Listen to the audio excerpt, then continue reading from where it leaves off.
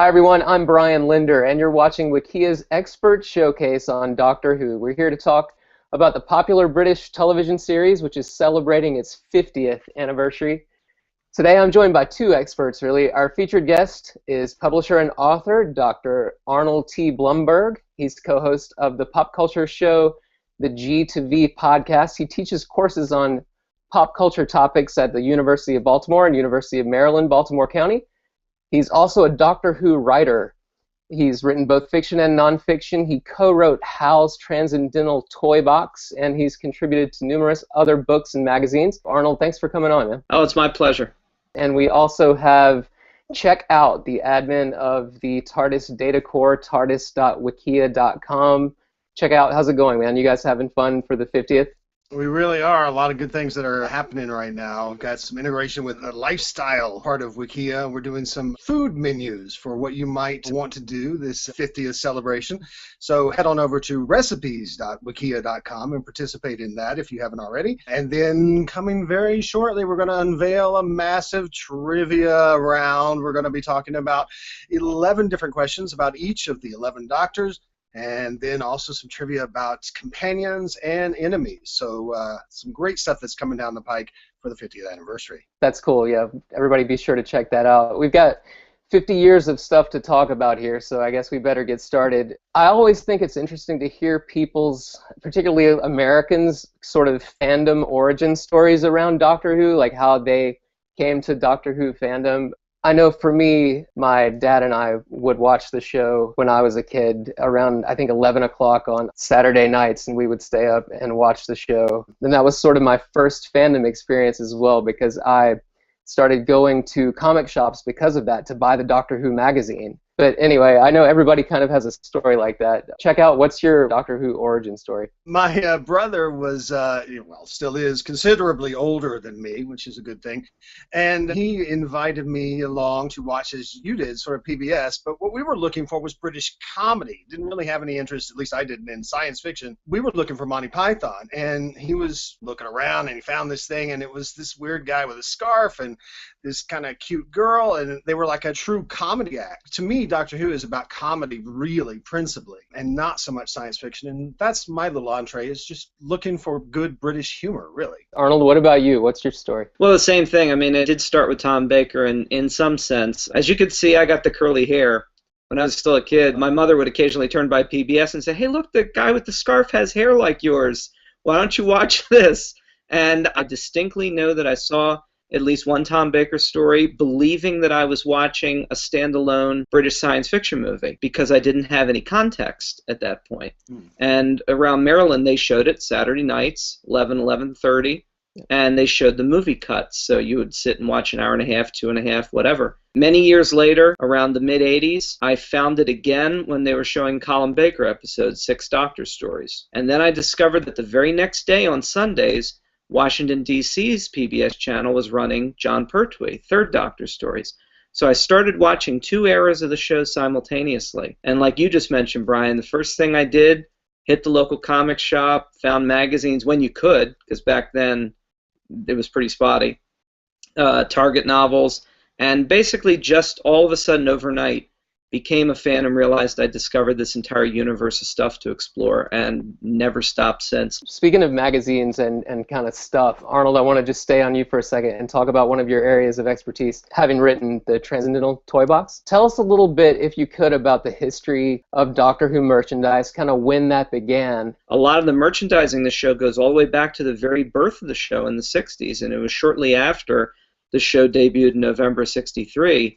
The very second story, serialized story on Doctor Who, introduced the Daleks. And it was that first wave of what they now refer to as Dalek Mania that led to the first big merchandising of the series. Everything from kids dressing up costumes. You could dress up like a Dalek with a plastic suit, or all kinds of weird toys and books. And it was huge. It was huge in the Christmas of 1964, with various peaks and valleys. There have been times where it slowed down, but now, of course, it's bigger than ever. I just want to know, what's your favorite toy? One of the ones that I think is the most fun in terms of being just completely insane is that in the 60s they had a different standard of what constituted toys.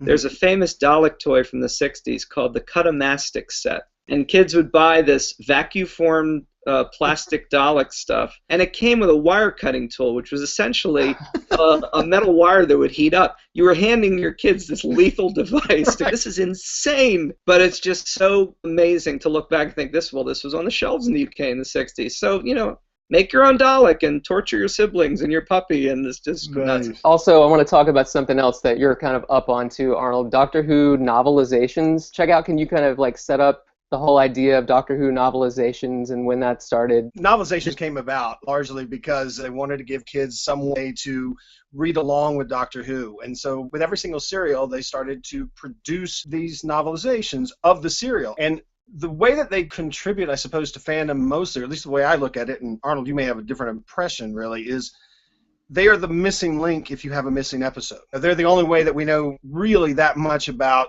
the Mythmakers or the Massacre or whatever. Any one of these old first or second Doctor episodes that's missing, they are the missing link. But now, Arnold, I mean, the question I would have for you is, since we now have found, excitingly, these 2 fifth season episodes, is your impression of those episodes different from what it was based when you were reading the Target novelization? Is your idea different now that you can actually see them? Well, it's definitely different, although I don't have nearly the presence of mind about having a preconception about them as certainly anybody from the UK that, say, actually saw them when they aired 45 years ago. Right. Or read them. And it's been many years since I've picked up any of the Target novels and read them, so for me, those stories sit in the back quite a ways. First of all, just the idea that 2 stories came back, one of my favorite Doctors. I mean, any era of Doctor Who, if you're a fan, it's wonderful to get it back.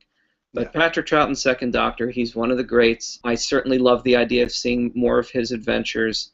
Just the idea that I'm getting to sit down on iTunes when they put them out and see something that was lost before I was born was extraordinary. And yes, Web of Fear has a huge reputation of being a classic. It almost felt a little bit like, oh, okay, Web of Fear, nice.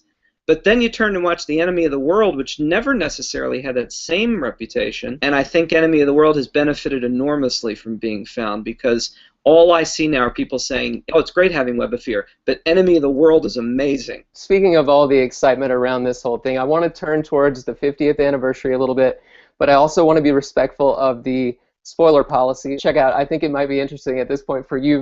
We probably have some people watching who aren't active participants in that community. Can you tell us a little bit about the spoiler policy there? And then I know you have sort of an anecdotal story about how you personally have lived out your own personal spoiler policy. Can you talk about that a little bit? If the thing hasn't been broadcast, you can't talk about it. The moment that it stops being its initial broadcast, then you can talk about it.